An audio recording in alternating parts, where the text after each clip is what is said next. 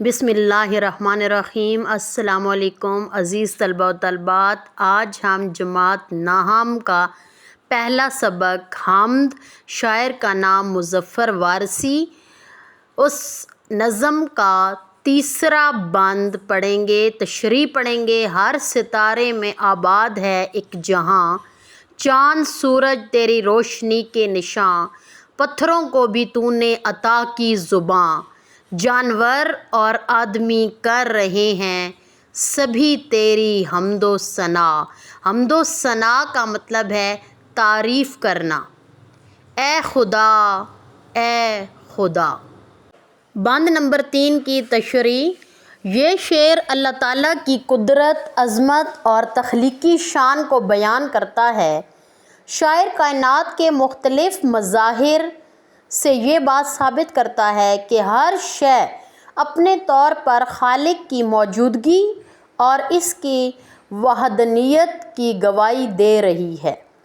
ہر ستارے میں آباد ہے ایک جہاں، مطلب کائنات کا ہر ستارہ اپنی الگ دنیا اور نظام رکھتا ہے جو اللہ تعالیٰ کی تخلیق اور عظمت یا تخلیق کی عظمت کو ظاہر کرتا ہے۔ چاند سورج تیری روشنی کے نشاں، مطلب سورج اور چاند کی روشنی دراصل اللہ تعالیٰ کی قدرت اور رحمت کی علامت ہے جو زمین پر زندگی کے لیے ضروری ہے۔ پتھروں کو بھی تو نے عطا کی زباں، مطلب بے جان چیزیں بھی اپنی موجودگی اور شناخت یا ساخت کے ذریعے اللہ تعالیٰ کی قدرت کی گواہی دیتی ہیں۔ جانور اور آدمی کر رہے ہیں سبھی تیری حمد و ثنا، مطلب انسان اور جانور دونوں اپنے اپنے طریقے سے اللہ تعالیٰ کی تعریف اور شکر بجا لاتے ہیں۔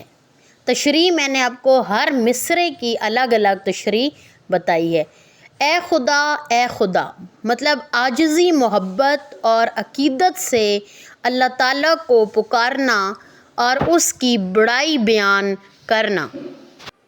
حوالے کے اشعار ہیں، اشعار میں نے 2 لکھے ہیں۔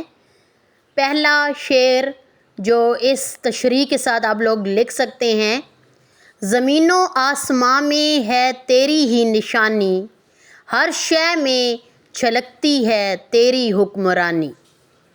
شعر نمبر 2، حوالے کا شعر اس تشریح کے ساتھ لکھیں گے: کوئی پتا بھی نہیں گرتا تیری اجازت کے بغیر، یہ جہاں تیرے امر سے ہے قائم و دائم۔